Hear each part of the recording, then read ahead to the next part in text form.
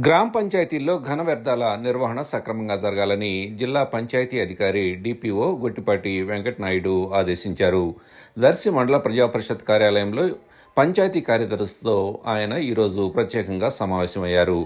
P4 survey ఆధారంగా నిరుపేద కుటుంబాలను గుర్తించి ఆయా కుటుంబాలను ఆర్థికంగా బలోపేతం చేయడానికి అవసరమైన చర్యల గురించి డిపిఓ ఈ సందర్భంగా వివరించారు.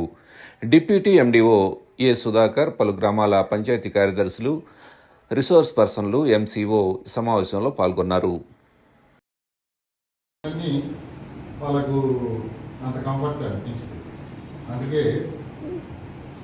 ఇప్పటికి కూడా కొంత ఏజ్ పీపుల్ రిలక్టెంట్గా ఉంటారు, అన్నీ చేస్తుంటారు. ఎందుకంటే మొదట వాళ్ళకి కష్టం అనిపిస్తుంది. కొంతకాలం జరుగుతుంది మా అమ్మవారు చెప్పారు.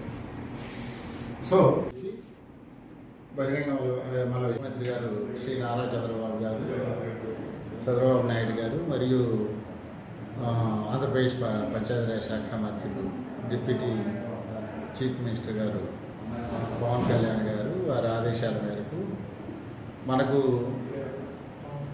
జనవరిలో స్వచ్ఛాంధ్ర స్వర్ణాంధ్ర కార్యక్రమం లాంఛనంగా ప్రారంభించడం జరిగింది. ఇప్పటి వరకు 4 నెలలు పూర్తి చేశాము.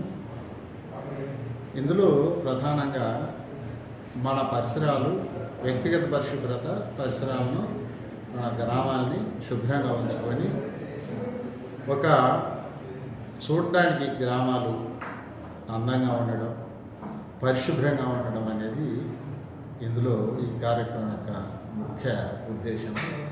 ఇందులో భాగంగా ప్రతి 250 కుటుంబాలకు ఒక క్లాప్ మిత్రను నియమించుకోవడం జరిగింది.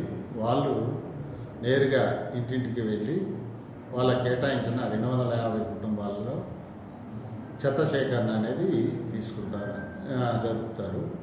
ఈ చెత్తను కూడా తడి చెత్తను ప్రతిరోజు సోమవారం నుండి శనివారం వరకు సేకరించడం జరుగుతుంది. పొడి చెత్తను మాత్రం కేవలం శనివారం మాత్రమే ఒక ప్రత్యేక బ్యాగ్లో ఇవ్వడం జరుగుతుంది. ఇక్కడ కీలకమైన విషయం ఏమంటే తడి చెత్తను పొడి చెత్తను కలిపి వేయగలి. అలా వేయటం వల్ల ఏమవుతుంది, అది ఎరువుగా పనికిరాదు. అప్పుడు తీసుకొచ్చి ఎక్కడో బయట పడివేయటము, లేదంటే ఆ చెత్త సంపద కేంద్రాల దగ్గర దాన్ని డంప్ చేయడము జరుగుతుంది. దీనికి స్వర్ణాంధ్ర స్వచ్ఛాంధ్ర ఉద్దేశానికి పూర్తిగా వ్యతిరేకంగా ఈ డంప్ చేయడం అనే కార్యక్రమం ఉంటుంది. కాబట్టి